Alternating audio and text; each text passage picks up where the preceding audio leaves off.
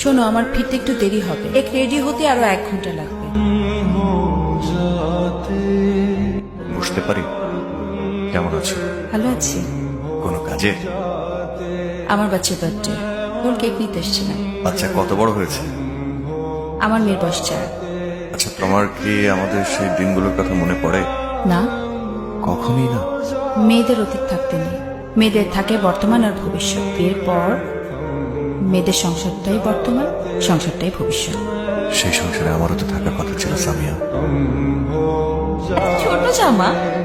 আমাদের যখন বিয়ে হবে, ছোট্ট তুলতুলে পরীর মধ্যে একটা মেয়ে বাচ্চা হবে। এই জামাটা তার জন্য রেখে দিও।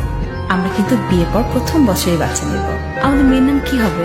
তুলে বাচ্চার নাম টুল টুল টুল টুল কিছু একটা রেখে দিও। এভাবে আমার জীবন থেকে হারিয়ে গেলে, হারাতে না চাইলে ধরে রাখতে জানতে হয়।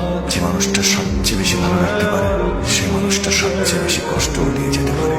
সুখে থাকো, ভালো থাকো, কোনো আপত্তি নেই। কিন্তু তোমার কোনো কিছুতেই আমি নেই, এটা আমি মেনে নিতে পারছি না। এক্সকিউজ মি ম্যাম, আপনার কেকটা রেডি।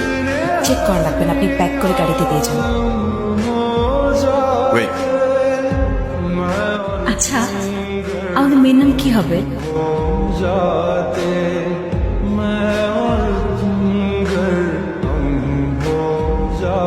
কবে যে তোমার একটা চাকরি হবে? কপালে যেদিন লেখা আছে সেদিন। তোমার কপালে আমি লেখা আছে তো?